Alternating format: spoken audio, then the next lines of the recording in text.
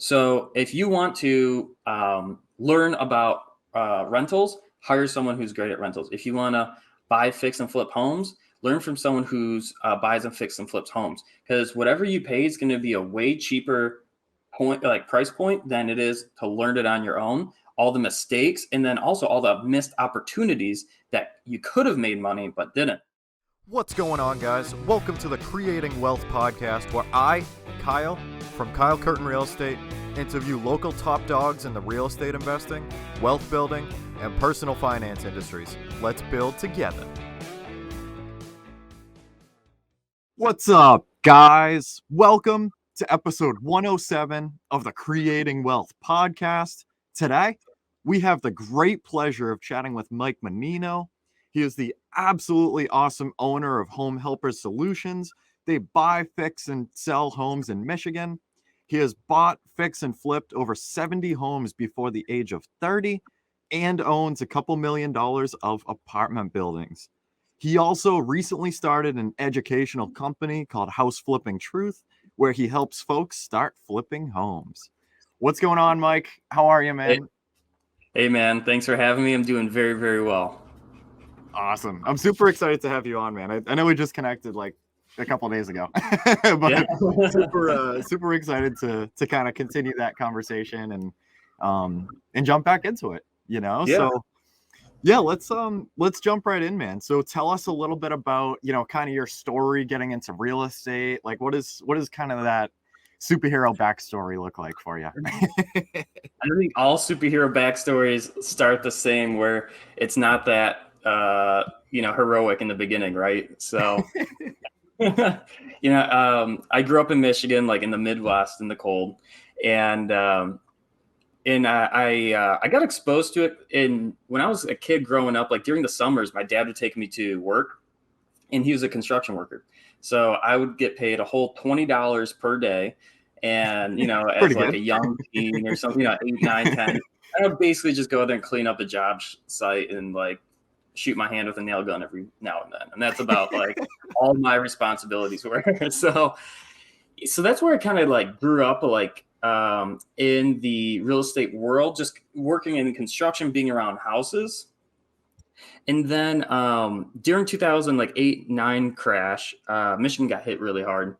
And my dad, had a crew in the construction business and needed to keep them busy. So he actually bought like 2 or 3 rentals during that time for like $20,000, $30,000, and then paid me a whole $10 an hour to go fix them up, right? Exactly.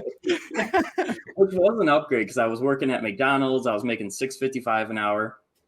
Quit that, and I'm like, I'm making $10 an hour cash. Like I'm rich, right? So, so I grew up like, I quickly learned that summer, like who was making the real money. Like $10 an hour was great, like no complaints. But I'm like sitting there painting, doing drywall and cutting down trees and making it look pretty. And then he put someone in there for $1,400 a month.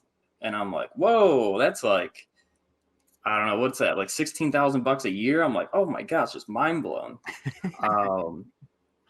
So that's when I got the bug. was then. That's awesome, man. That's definitely one way to see it, and like, it's always really interesting to see kind of that pivotal moment for people, like when they start to see it. Like it's almost like you're like, stepping into the great beyond, you know what I mean? Yeah. Like just this like traditional mindset and everything. And then you start to discover there's a whole nother world out there that's like, holy crap. Exactly. You know what I mean? Like the money I'm making is, probably okay for, what I'm doing, but there's something else out there, Yeah. and it's unbelievable. Yeah. And then seeing, later on, like the equity, because I knew what he paid for material and labor. He didn't pay much for labor and, material. And then the equity that, then he later on, a few years later sold the house for 140. And I believe he bought that thing for like 50, 60, probably put 20, 30 into it. Right. So he made like, 50, 60 grand. I was like, whoa, what the heck? I got only paid like, I did this whole thing for like $4,000, whatever it was. So yeah, that's awesome. That's super cool. That's an absolutely awesome start too. You know what I mean? Like to kind of get exposed to that realm, like at that young of an age and everything. And that's beautiful. So how did that kind of translate to kind of like learning a bit more about it, starting to kind of like Mhm. dig more into the weeds and start to like kind of take action on like yourself, like kind of jumping into it? Good question. So after that, I was hooked. I later on went to college. I was waiting tables, bussing tables, and waiting tables, and I was like in a host, and I was like always writing on napkin, like how can I save 3% down and buy a house because I know how to fix it up, right? Because I had that experience. I was like, that's all I was focused on. At the age of 19, I saved up $14,500 bussing and waiting tables. Just like lived I lived at home and I didn't spend any money. So and I bought a house for $67,500 back in 2012. I was 19, a year out of high school. I was just like so hooked on this. And, back then the house was really cheap, and we're just coming out of the Great Recession. And I was looking like I'm going to college and waiting tables and all that. And I looked at the mortgage. It was going to be $600 per month for this 3-bed, 2-bath house. So I was like, I went up to my dad and he was more scared than me. I was like so confident. I'm like, all right, I can fix this thing up. I can paint, I can lay some floor. I'll figure it out. I can I'll do do it all. backsplash. Mm-hmm. Yeah, exactly. And and so I house hacked before I even knew what house hacking was. Basically, I rented out the other 2 bedrooms to roommates who were waiting tables with me for $300 per month each and a third of utilities. So now at 19, I moved out of home. My mortgage is covered. I pay a third of utilities, and I'm just like, right again, like that mindset shift. And 3 years later, I bought that thing for 67.5, and I sold it for $147,000. Wow. Moved, yeah. So I was 21 years old. I have a photo of like a $50,000-$60,000 check, and I'm like, and I wanted that 2010 yellow Bumblebee Camaro. That's a Transformers came out, Uh-huh. and I had a car with no AC, guys. Like no AC, just like no horn and no AC. That wasn't safe, but and that was a $60,000 check. Moved back home with mom and dad. Instantly, I quit my job, which I don't recommend, but again, I had no expenses. And I'm like, I'm going to figure this thing out. And within 30 days, I bought my next flip. And that's kind of how the house flipping started. So yeah, so that was the beginning. That's beautiful, man. Holy crap. That's, like quite the way to get into it. And did you ever think like, because like this is something that I think about sometimes, man, especially like after you bought that first property, like was it Yeah. kind of going through your head to like hold on to it as a long-term rental and then like move back home and that kind of thing? Or were you kind Do of you know set on like, you know, It's yeah. funny. I thought I was gonna live there for 10 to 14 years. You would have told me, but do you know what it was? What's that? I go on Zillow. I see my neighbors sell for like I think it was like 135, and their house was outdated. Like mine looked way better. I was like, what? 130? And I'm doing the math. I'm like, how do they have like a $50,000-$60,000 check? And I was like, you give me 50, 60, $1,000. This is no longer my house. Like, cause I paid 67 for it. I put 7,000. I'm like, this thing double, tripled in value, doubled in value. So, it was really seeing my neighbor sell for like 135, and it wasn't as nice as mine. And I was like, oh, I'm like, never, that plan's out the window. I'm selling. I'll Uh-huh. live in my car. Yeah, I don't blame you at all, man. It's definitely interesting to see especially the houses around, in that kind of situation. And we're like, ooh, like should I cash out and keep it, the I know. velocity going, keep it flowing? I definitely think about that from time to time, man. You know what I mean? And like I'm in the home equity line process right now, trying to take a line Yeah. and just trying to move pieces around. But the thought has definitely gone through my head of like, oh, there's over 6 figures in equity in this thing in Yeah. 13 months. Like, should I just like, toss it and then, jump into like a 6 family with like another person, 2 other Yeah. people? Like the thought's gone through my head and you know what I mean? I'm like, all right, let's one step at a time here, My advice is yes, go up, but yeah. Exactly. Yeah, But it's, I'll talk to you about that later. Yeah, but I'm selling my 6 unit right now, to be honest, because it's too small. It's funny. I was actually telling someone yesterday. The effort it takes me to manage my 6 unit and my 17 unit is the same amount of effort.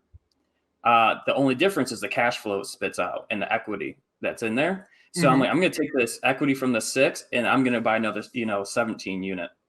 Right. And then what I'm going to have, I have, a couple of those, and then we're going to be take all those and buy 100 unit, and then you're going to, 200. So again, it takes the same amount of effort because I have property managers from I'm still talking to them the same amount of time and all that. So it's really no difference, to be honest. Yeah, that's super interesting, man. You know what I mean? And especially like if you have all the systems in place from like, like the first property you bought or like a couple properties later, and you like really like understand like what needs to be implemented and the pieces that need to go where, and the team that you have to assemble to like just keep replicating the process. And that's super interesting, man. Like it definitely kind of stemming back to like what we were just talking about. Like it's really interesting, like kind of the mindset of like, like putting the value into a property, selling the property, and then moving the money into the next one, and kind of consolidating into like, maybe like you mentioned, like the 6 family, might have served you really well for a while, but now like it might make a lot more sense to like get rid of that thing and then jump into something bigger, use the same systems, and just kind of keep rolling it up, and yeah, 100%, man. That's awesome. So what's kind of your like your drive and your vision for the long term? That's a good question. What's funny? So my drive for the longest time, right when I started, because I said my dad was in construction, was honestly to retire my dad. That was my number one goal, is for him to make $100,000 a year and work 20 hours a week. Yep. And I set that goal in 2017. So I sold my house in 2015, I think it was. And I bought another house. It's funny, I paid $50,000 for the house. It was at an auction. And then I partnered with my father. I was like, hey, you got some guys, you do the renovations, and we split the profit. We did that.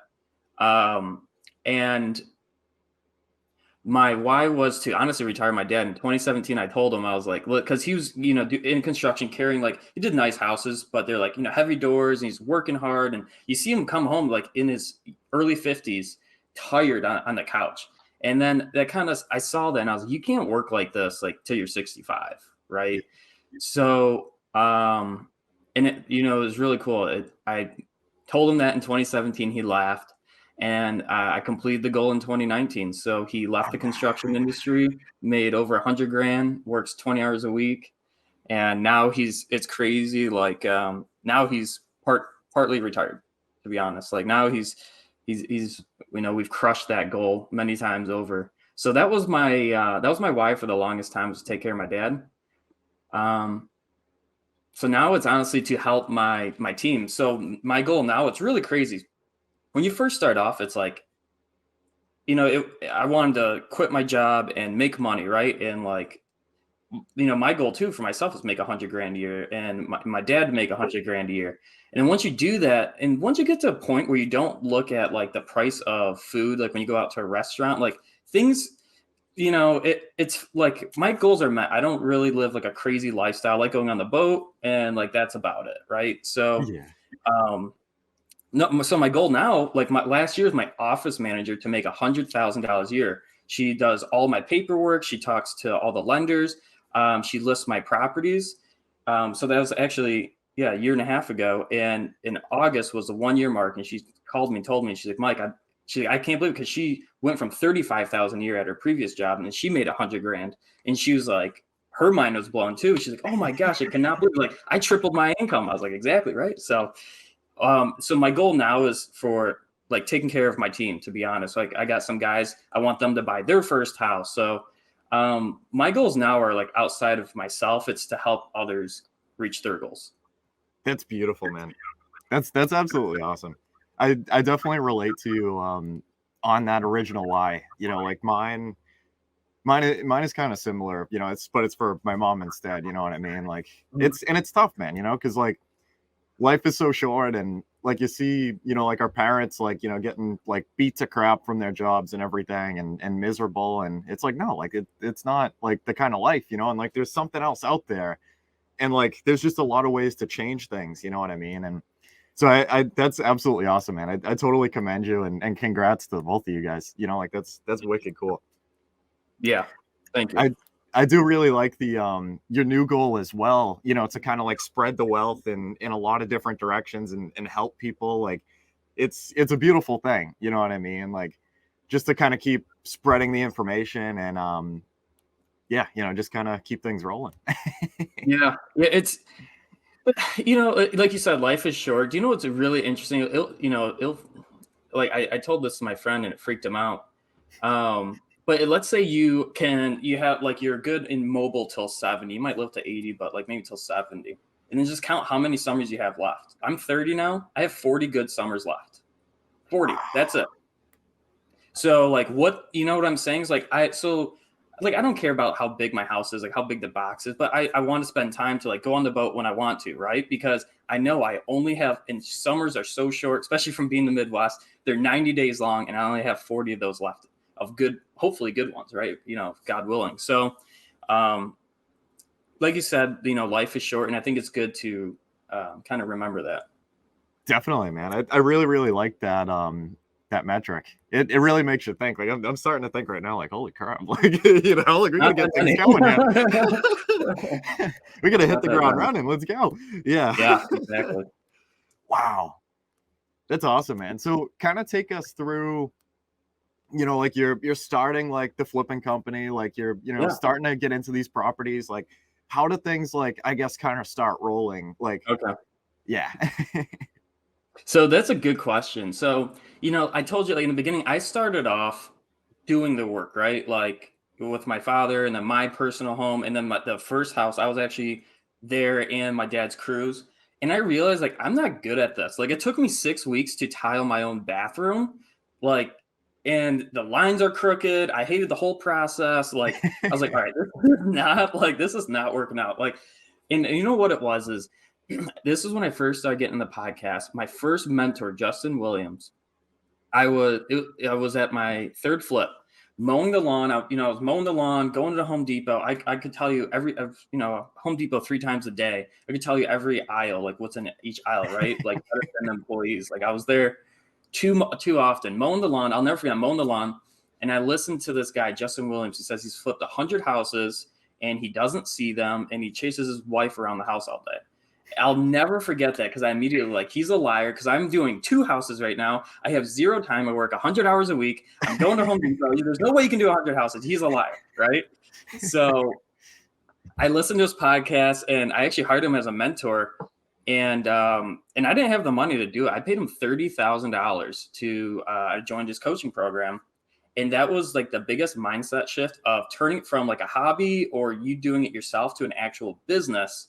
And how to take investor funds because we were just doing it. My dad and I, we were limited to 2 houses to just doing using our money. Yep. So it was turning into real business, like working with lenders and investors. So like I was making for years, I still do Facebook videos, and I was like, hey, if you want to invest in our projects, you know, call me and we can work together. So I have like doctors and real estate people, and they invest in our business, and we pay them returns. And then now we have 3 full-time crews fixing and flipping our houses and turning it from just like a 1-man or 2-man show to now we have a team of people and turning into a real business. Wow. That's wicked cool, man. Seriously. Like that's nuts. I definitely relate to you on the doing all the work yourself. That was a very interesting lesson that I learned last year, man. And kind of the dynamic of like, yeah, you know, especially if you're much earlier to the process. Cause like to your point, man, like it might take you like hours and hours and hours, like multiple trips to Home Depot, like to try and do like one little project. And I definitely feel you there, man. Like last year I learned quite a bit and I was like, oh, like going into, you know, doing a lot of the work. I was like, oh, you know, like this will be fantastic. Like I'll save a little bit of money. You know, I have like a bit of time and, you know, I'll be super well-rounded, like learning a lot about a lot. And then as time went on, hours and hours and hours and frustration and multiple Home Depot and Lowe's trips. I'm like, ooh, you know, and it's funny. Like I'm not well-rounded.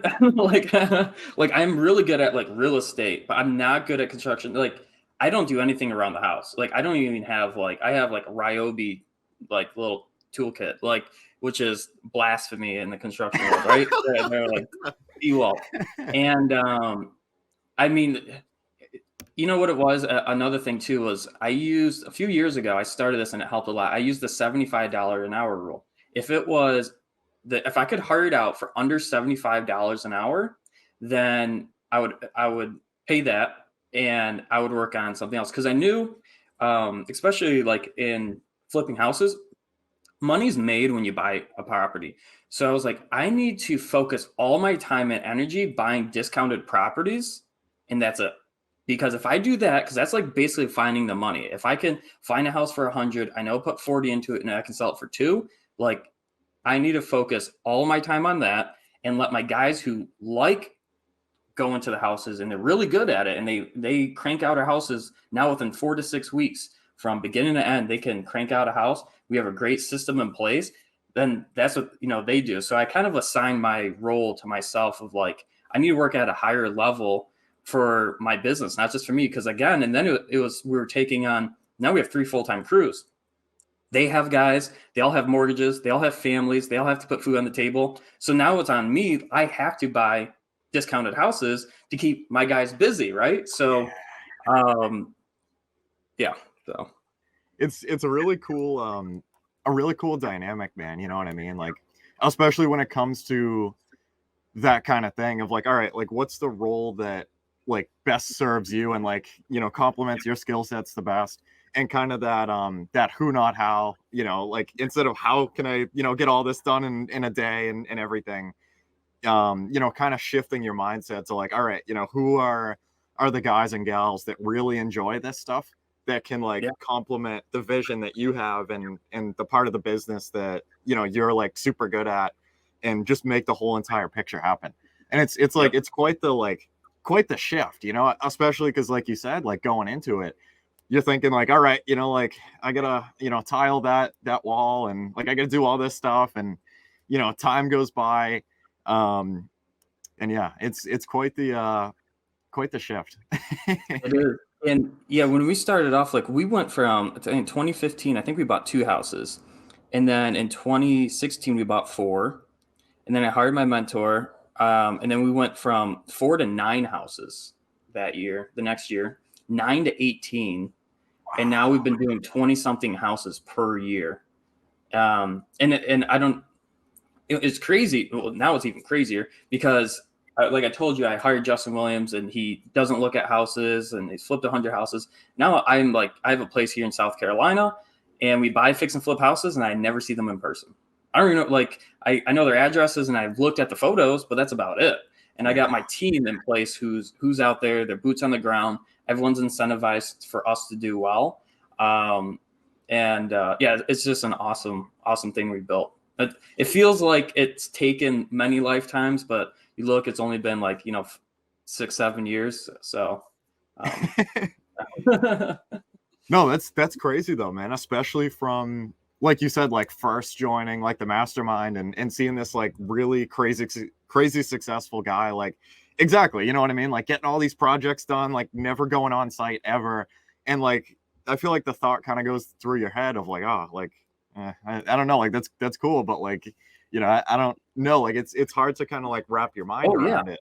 And then like now you're there, you know what I mean? I was mowing the lawn. There's no way, like, like I said he was a liar, like I'm mowing the lawn. I'm like, there's no way you don't look at houses. That's like illegal, right? That's impossible. And it's not an overnight thing, but it is like, there is a process to it. And then, and it's one step and block at a time. We didn't just instantly get 3 crews and blah, blah. We got, we were first trying to get a crew and then we got a crew going and then trying to keep them busy enough. Then we kept them busy enough. Then it's, we need more money. So I got to do more dance on Facebook and ask for money. It's like, it's a whole like step by step process. So. Yeah, totally, man. I love your stuff on Facebook too, by the way, man. It's awesome. Thank you. Yeah. Yeah, no, it's that's awesome, man. It really is. Yeah, so if you guys want to see me, you can look up Mike Mannino on Facebook, and I do a lot of Facebook videos. So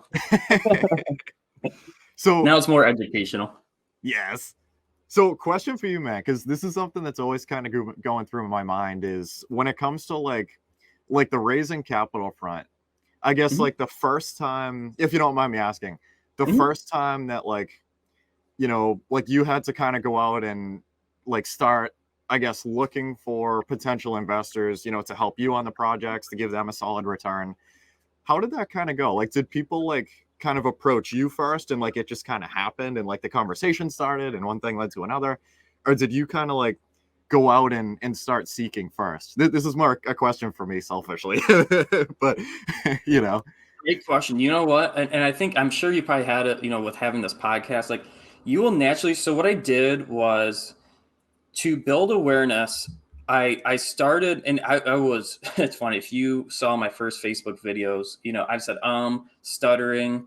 I was like scared, but I first started off just and everyone enjoys it is like the beginning, the middle, and the end of a house. So like everyone likes the HGTV, right? So I was like, hey, we just bought this house. We're walking through it. Here's the bathroom. Here's the kitchen. We're going to redo all of this. And then I show them a few weeks later, hey, we're renovating it. And hey, here's the finished product. So after you do that for a while, then you'll naturally get people curious and they start to reach out and they're like, hey, is there a way we can partner on this? I can work with you. What does it look like? And then I started every time I do a video and at the end, I'd be like, hey, if you want to, we work with doctors and lawyers and real estate agents and they, can invest passively into these properties. And after it's like proof is in the pudding. Like they see like over and over and over and over again, like, and now we've done over 70 homes. They feel like it's cool. I have this library of videos on my Facebook page and you can just go through and dig and be like, oh my gosh, like this guy obviously knows what he's doing. He's just doing it over and over and over again. Right. So it's cool when I jump on calls with people, they feel like they know me. They're like, oh my gosh, like, like, so it was really like just documenting my journey. I think I got that right from Gary Vaynerchuk years ago. mm-hmm. um, just document your journey, and then you'll get like-minded people. Because like I think our first lender he was a real estate agent. He wanted to fix and flip homes, but he was a really successful real estate agent and didn't have time, right? So he's like, well, what if I just give you X amount of dollars and you guys do that? We're like, sure, yeah, we can do that. And we did that for many, many years, and then that's just kind of grown and grown. That's awesome, man. The power of social media. I definitely feel you on the Gary V document rather than create. That was Yeah. a concept that really hit me hard, and love that guy's content. But Yeah, yeah, no, exactly. Yeah. it's so true, man. And like one thing too is like documenting like all parts of the journey, right? Of like, Yeah. when things are going like super well, like when there's some challenges that come up during the way and like how you're gonna fix them.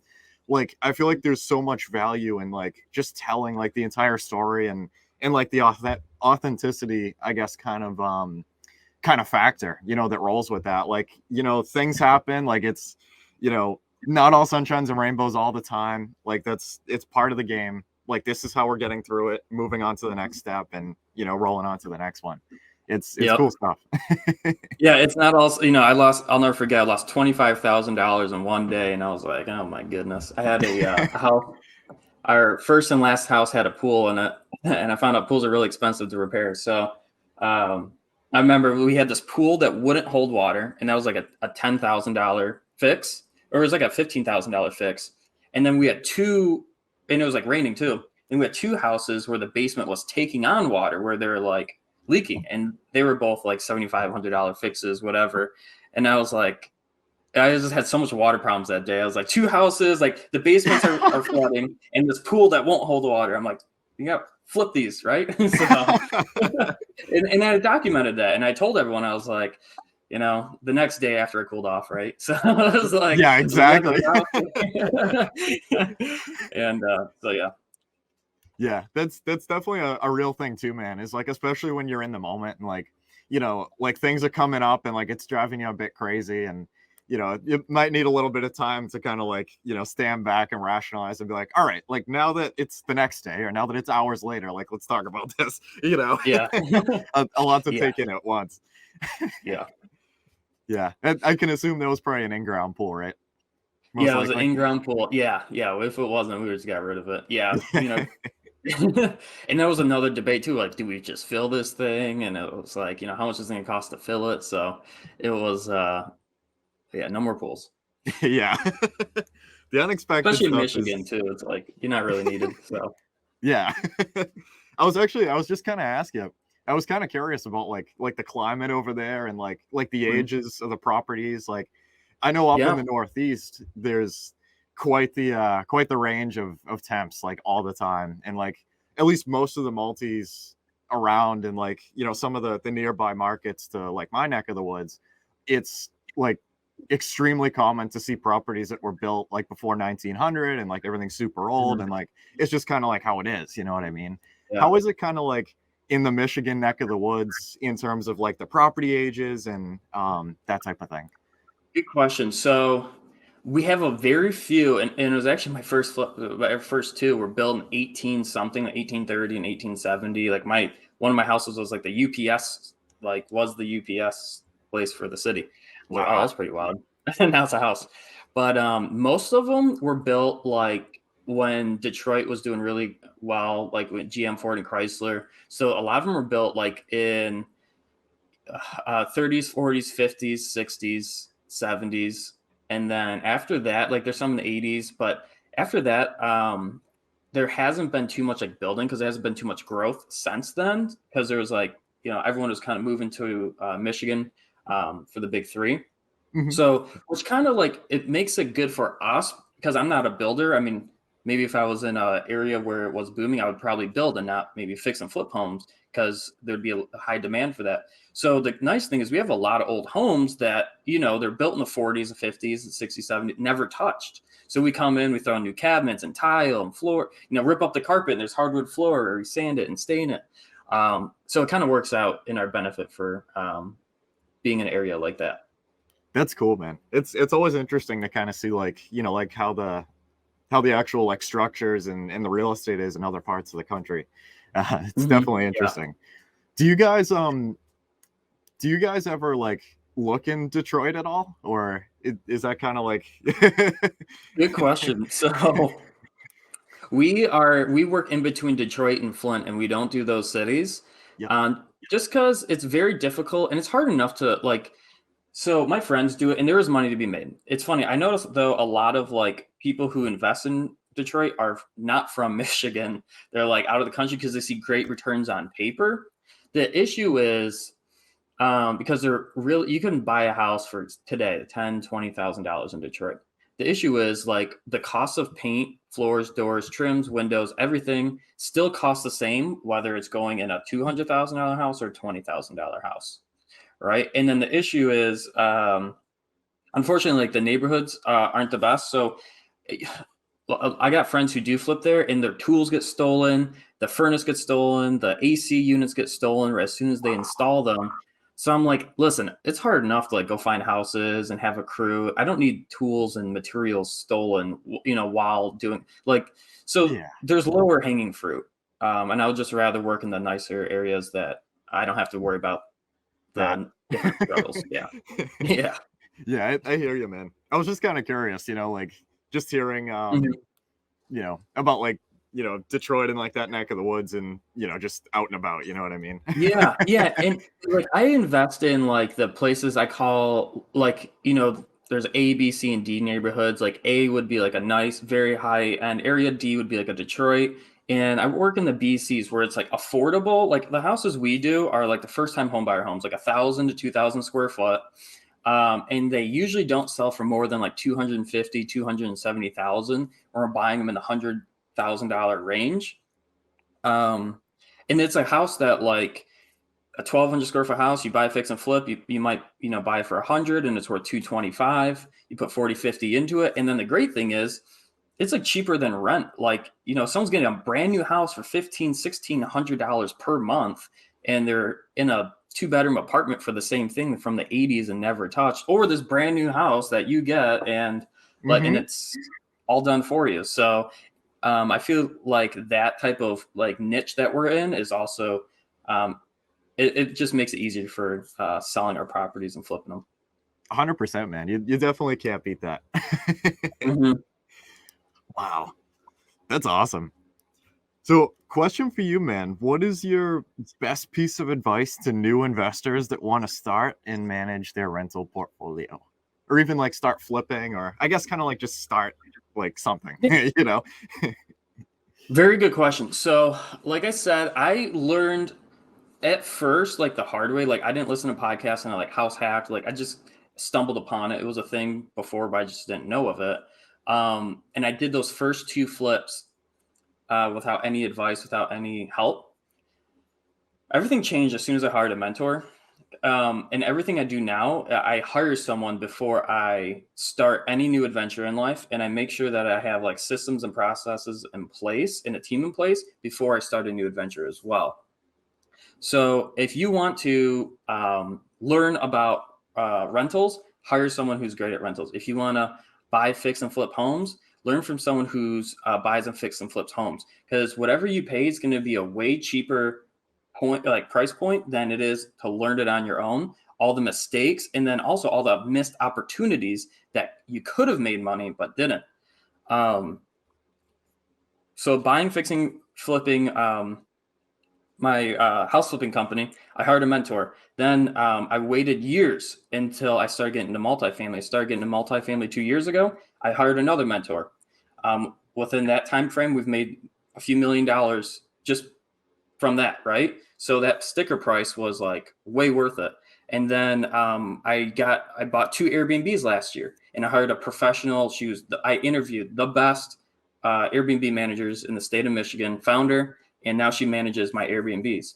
Now I started this coaching company, and what did I do? I hired someone to help me with the coaching company. So everything, whatever it is, find someone who's like where you want to be, and just learn from them. That's beautiful, man. The power of the mentorship and like how quickly it can accelerate your growth, like jumping into that like new avenue is unreal. It's Yeah. definitely really crazy, and pretty much like just this last year I started to get a taste of like the concept of mentorship, and like joined a couple like local groups and stuff like that. And it's like just the like sheer power that comes from it, from being able to like go to those people, be like, this is what I got going on, like this is like a couple things that came up that I don't really know how to tackle, and like being able to go to those people and be like, oh, like just try this and this, and like if this doesn't work, like go to this guy, do this.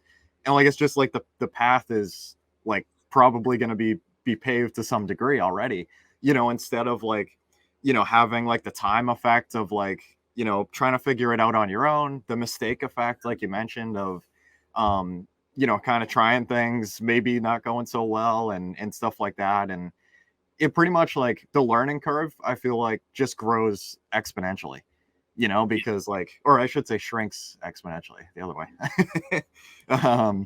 But yeah, no, I completely agree with you, man. And like the beautiful thing is like, there's going to be coaches for, I feel like probably like almost every aspect of your life.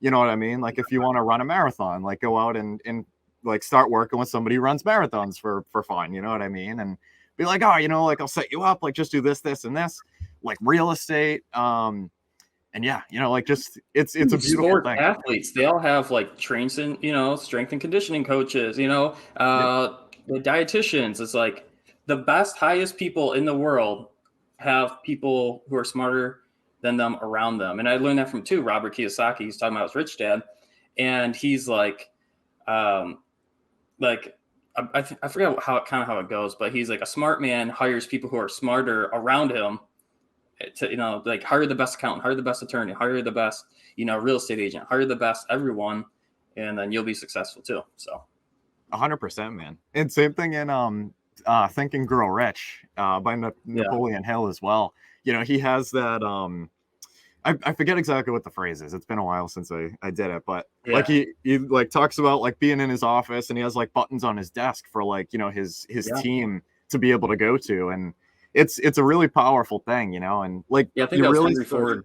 Yeah, yeah, who? yeah, you're right, yep, Yeah, yeah. exactly.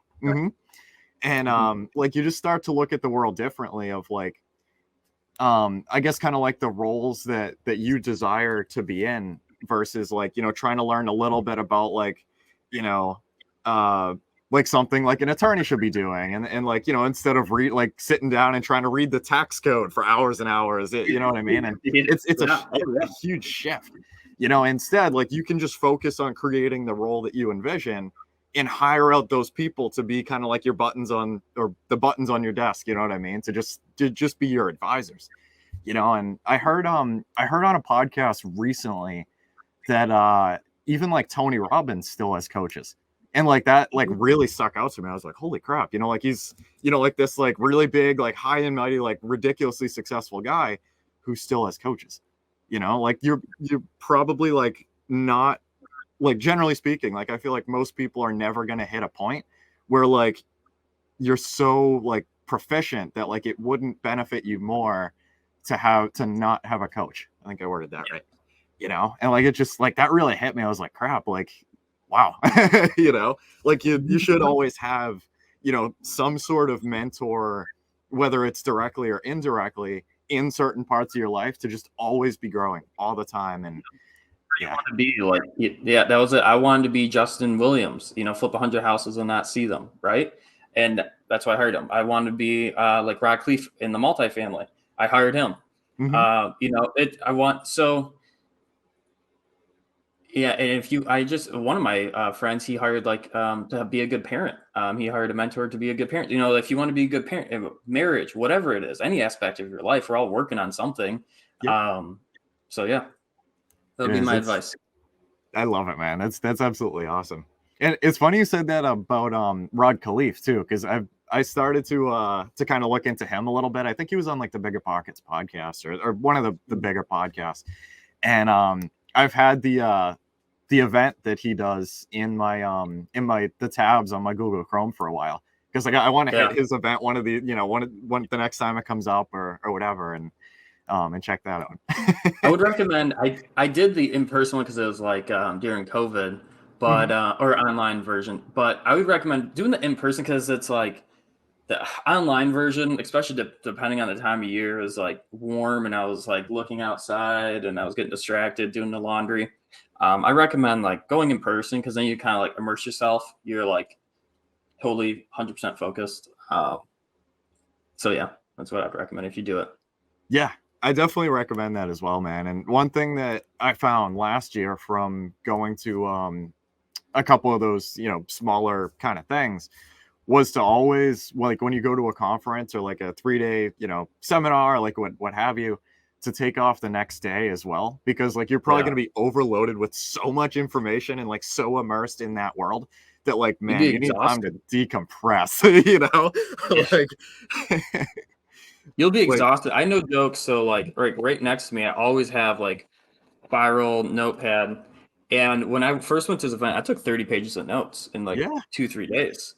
I mean, you're mentally exhausted because you're learning so much, and you know, you're writing and thinking and, you know, trying to figure it out. So yeah, that's a pro tip. Take an extra day off. Yeah, that's what I do now. I stay an extra day at the hotel just to like decompress and actually relax a little bit and go through my notes.